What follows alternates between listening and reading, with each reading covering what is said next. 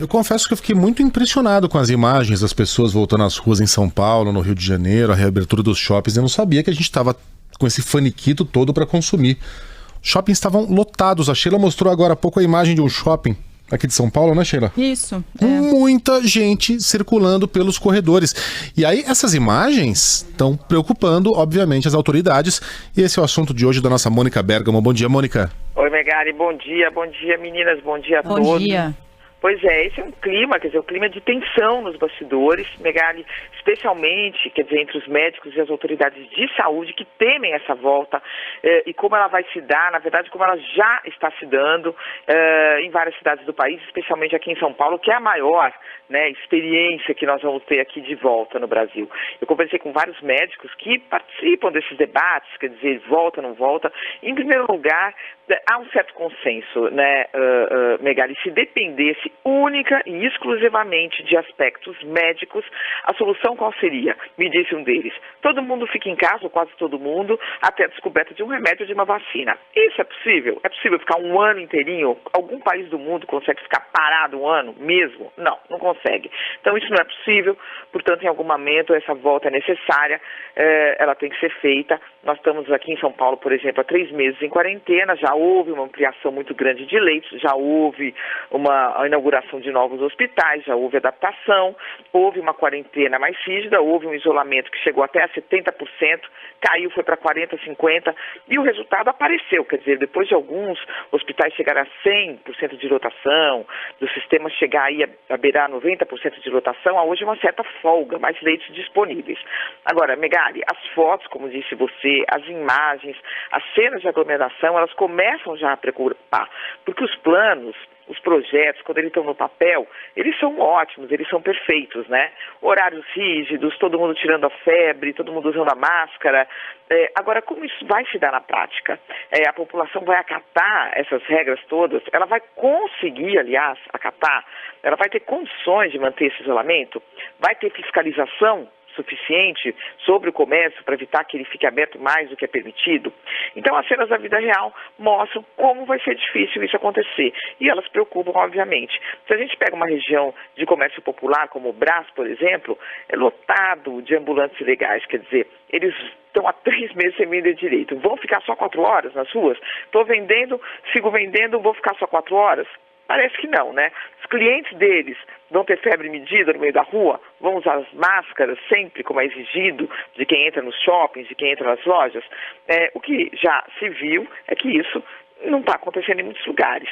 Quer dizer, os ambulantes ocupam as ruas, deixam um espaço mínimo, inclusive, para os transeuntes passarem, e mesmo que as pessoas que estão ali não queiram, elas têm que se aglomerar nas calçadas para conseguir andar entre esses vendedores, e a aglomeração é justamente o que se precisaria evitar. Então, a gente percebe aí a dificuldade, fora a questão, às vezes, do mau uso de máscaras, né? Tem até um meme que está circulando que diz que o tanto de gente que tem usando máscara em pescoço, a gente fica achando que é epidemia de cachumba, né? Os queixos estão protegidíssimos nessa pandemia. É cachumba, né? Então, Megali, quer dizer, já há uma tensão, tem um meme circulando, já há uma tensão, já há uma preocupação nos bastidores com a forma como essa volta está acontecendo na prática. Quer dizer, no papel tudo é lindo, quando a coisa vai para a vida, é que se sabe como é que as coisas vão se dar de verdade. E nós vamos ver a consequência disso em 15, 20 dias. Até um médico me lembrou, quer dizer, aqui em São Paulo, por exemplo, você teve feriadão, você teve rodízio, você teve um monte de tentativas de deixar as pessoas mais em casa, deu certo e agora a gente está colhendo essa questão das UTIs mais vazias. E o que vai acontecer, né? Daqui a 15, 20 dias nas cidades que estão saindo e infelizmente, quer dizer, não é porque as pessoas não querem, mas às vezes é muito difícil evitar aglomerações, quer dizer, é difícil a gente manter, né, até com o nosso jeito, essa disciplina completa e absoluta.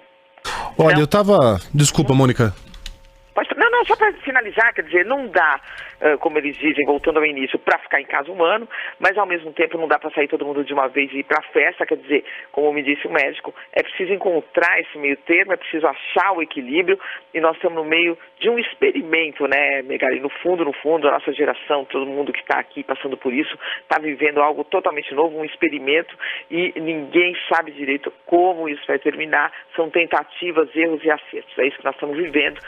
Então, enfim, as imagens mostrando aí que talvez seja um pouquinho mais difícil do que parece no papel. Olha, quando essa pandemia chegou ao Japão, ainda não era nem pandemia, né? A OMS ainda não havia declarado a doença como uma pandemia. Houve sim isolamento, houve medidas decretadas pelo governo, mas nunca houve um isolamento radical como aquele que a gente viu em Londres, quando os europeus perceberam que o bicho era muito feio. Porque o governo conta muito com a responsabilidade individual de cada cidadão. E o japonês, ele já tem o hábito, né? De espirrou, coloca uma máscara para não contaminar os outros. É um povo notável. Então surgia ali a notícia de alguém contaminado em determinado bairro de Tóquio, os próprios vizinhos se mobilizavam para ou evitar sair de casa, ou usar máscara, enfim, tomar todos os cuidados para que o vírus não se espalhasse. A gente não é japonês, a gente não tem essa expertise, a gente não tem essa disciplina, mas a gente vai ter que dar uma japonesadinha nos próximos tempos, porque vai depender muito da responsabilidade individual de cada um. De manter a distância, de usar a máscara, de higienizar as mãos, de pensar nos outros, não só em si mesmo. A gente vai ter que, na marra, aprender a ser um pouquinho japonês. Quer saber? Pode ser no longo prazo até uma coisa boa pra gente, viu, Mônica? Exatamente, agora você vê, né, quer dizer, teve aquele exemplo da Coreia do Sul que fez lockdown, teste em massa, medidas duras, controlou a doença, e na primeira abertura um rapaz que estava infectado, foi para um monte de boates e poderia ter contaminado 11 mil pessoas. Quer dizer, às vezes é uma atitude, né, de uma pessoa que pode colocar tudo em risco. Quer dizer, é difícil, não é fácil ir falando com esses médicos, porque a gente sabe que por eles ficava tudo fechado, e eles falam isso. Por nós, sim, mas sabe-se que a vida real não é assim, né? Não dá para ficar um ano parado, tudo parado, quebra, morre de fome, não tem como. Então esse meio termo, vamos tentar buscar, e é isso, vamos tentar japonesar aí, né, Megali, se for possível, até onde é possível, porque você entra num ônibus cheio, como é que você faz? Pois é. Você tá na rua, você precisa fazer uma compra, você chega nessa rua e tá um monte de ambulantes de uma forma totalmente desorganizada, você tem que se apertar para passar, como você faz? Você vai esperar o dia inteiro até todo mundo passar? É difícil, muito difícil. Japonesemos-nos todos. Mônica, um beijo para você, até segunda. Até segunda.